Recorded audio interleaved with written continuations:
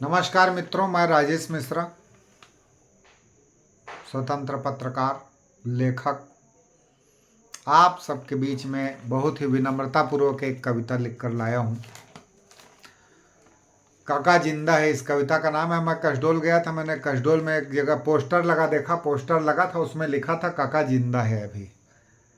और निर्माता शायद सतीश साहू जी ऐसा कुछ था। वो पोस्टर मैंने देखा तो मैं दरअसल मेरी फिल्मों में बहुत पहले से रुचि रही, तो फिल्मों में इस रुचि के चलते मैंने पोस्टर देखा। उस पोस्टर को देखने के बाद मैंने वो काका जिंदा है, मैं ये 4 लाइन आपको मैंने एक कविता लिखी है, मैं इसको सुनाना चाहूँगा। माननीय भूपेश बघेल जी और हमारे यशस्वी मुख्यमंत्री माननीय भूपेश बघेल जी और कांग्रेस पार्टी के तमाम विद्वान अत्यंत महान नेताओं से मेरा विनम्र निवेदन है, मेरी कविता को अन्यथा न लेंगे। अगर इस कविता में मुझसे कोई त्रुटि महसूस हुई, मैं सिर्फ अपने मन की भावनाओं को व्यक्त कर रहा हूँ।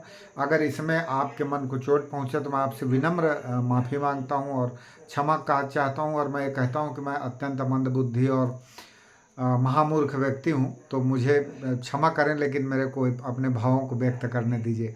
मैं वैसे कांग्रेस पार्टी के तमाम कई नेताओं से काफ़ी प्रताड़ित रहा हूँ। ये लोग मुझे स्वतंत्र रूप से कभी लिखने नहीं देते। दुर्भाग्य इस बात का है कि मतलब अगर समझाते तो मेरी समझ में आता, लेकिन इस तरह की है चीज़ें। तो मैंने ये जो इस पोस्टर को देखने के बाद मैंने गीत लिखा है, मैं अब उस पर आता हूँ सीधे।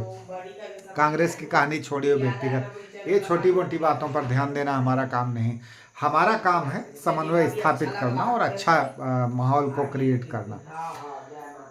तो काका जिंदा है, काका जिंदा है गा, काका जिंदा है, छत्तीसगढ़ ला बेचे बर, छत्तीसगढ़ ला बेचे बर, मजदूर ला खवाए बर बासी, काका जिंदा है गा, काका जिंदा है, काका जिंदा है गा, काका जिंदा है।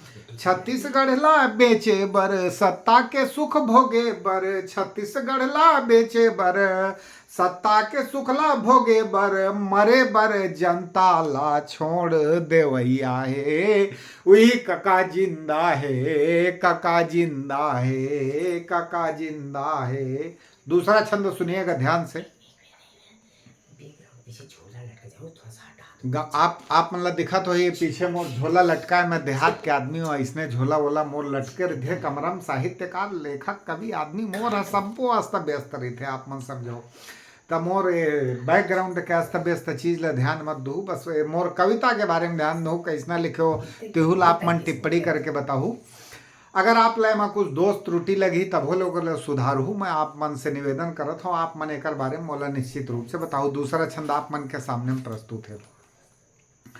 गांव गांव में बिकत है दारू, जेल जात है रोज समारू, गांव गांव में बिकत है दारू, जेल जात है रोज समारू। मित्रों, मुझे बेहद दर्द होता है जब मैं देखता हूं कि रोज पुलिस विभाग 10-20 लोगों पर ऐसे मुकदमे चलाती है कि अवैध शराब बेचते हुए फला व्यक्ति पकड़ा गया। अब सोचिए, रोज इस तरह से आपराधिक प्रवृत्ति दारू बेचने का, ये हमारे यहाँ कोई बहुत बड़ी धारा नहीं है, आदमी जेल जाता है, बड़ी मात्रा में पकड़ाने पर यह नहीं भी जाता है और छूट जाता है। तो लेकिन देखिए, दारू के चक्रव्यूह में कैसे हमारे छत्तीसगढ़ प्रदेश की यह युवा जनता पड़ी, उसको देखिए, आप उसको समझिएगा। गांव गांव में बिकत है दारू, जेल जाते है रोज समारू, नहीं है काहू रोजगार के ठिकाना, नहीं है कहीं रोजगार के ठिकाना, सबो झनला बर्बाद करे बर, काका जिंदा है गा, काका जिंदा है, काका जिंदा है गा, काका जिंदा है। बहुत पीड़ा होती है मित्रों। मैं इस छत्तीसगढ़ का बेटा हूँ, मुझे यह देखकर दुख होता है कि आज गांव गांव में दारू बिक रही है और अधिकांश युवा, इसका प्रमाण है हमारे पुलिस विभाग का रिकॉर्ड का डाटा आप उठा कर देखें तो 5 साल में हजारों लोग अवैध शराब बिक्री के रूप में अंदर जा चुके हैं, जिसकी ये जिम्मेदार पूर्णतः यहाँ की सरकार है। मित्रों, याद दिलाना चाहूँगा, भूपेश बघेल की सरकार ने शराबबंदी का वादा किया था, लेकिन सिर्फ शराबबंदी के बजाय सिर्फ शराब ही प्रदेश में परोसी है, इसको नियंत्रित करने की कभी उन्होंने कोशिश नहीं की।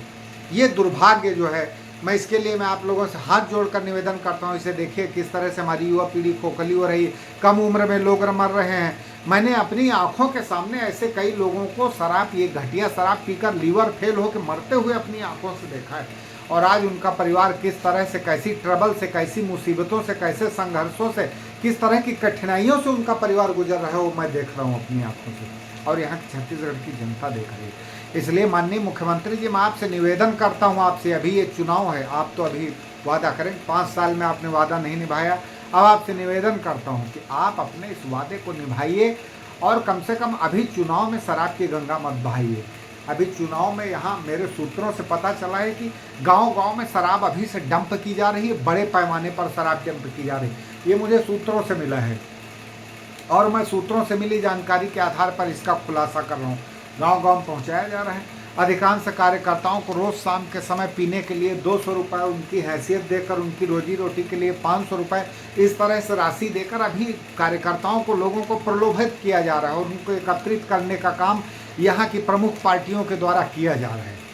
लेकिन अभी आम जनता के बीच क्या कैसा माहौल होगा, इसका अर्थ निकालने के लिए दोनों पार्टियों के दोनों संवाददाता भिड़े हुए हैं, मैदान में जमकर डटे हुए हैं। दोनों प्रत्याशी लगातार वहाँ फील्ड में जाकर लोगों से सघन जनसंपर्क कर रहे हैं। और बड़ी देखने वाला यहाँ पर दिलचस्प मुकाबला हो गया है कि शैलेश नितिन त्रिवेदी या फिर टंकराम वर्मा, आखिर बलौदाबाजार की विधानसभा में किसका बजेगा डंका।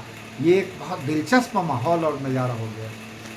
मैं कई दिनों से यहाँ पर लगातार, मैं शहर के अंदर जब आता हूँ और जाता हूँ तो देखता हूँ, सुबह शाम 3 राउंड आता हूँ और जाता हूँ, और मैं देखता हूँ कि किसके कार्यालय में कितनी भीड़ है, किसके कार्यालय में कितना सन्नाटा है। मैं सिर्फ देखने का काम कर रहा हूँ। क्यों?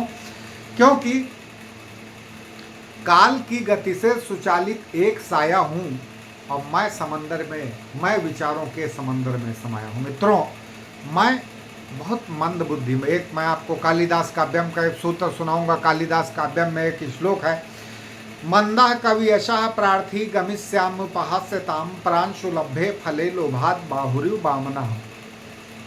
मैं अत्यंत मंद बुद्धि का व्यक्ति हूँ। मंदा कवि यशः प्रार्थी, मैं कवि हूँ, लेखक हूँ।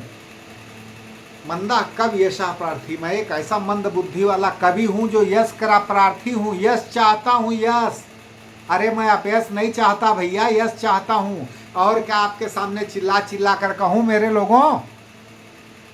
मंदा कवि यशः प्रार्थी गमिष्यामि उपहास्यताम, मैं उपहास उड़ाए जाने के योग्य हूँ, आप लोग मेरी हंसी उड़ाओगे।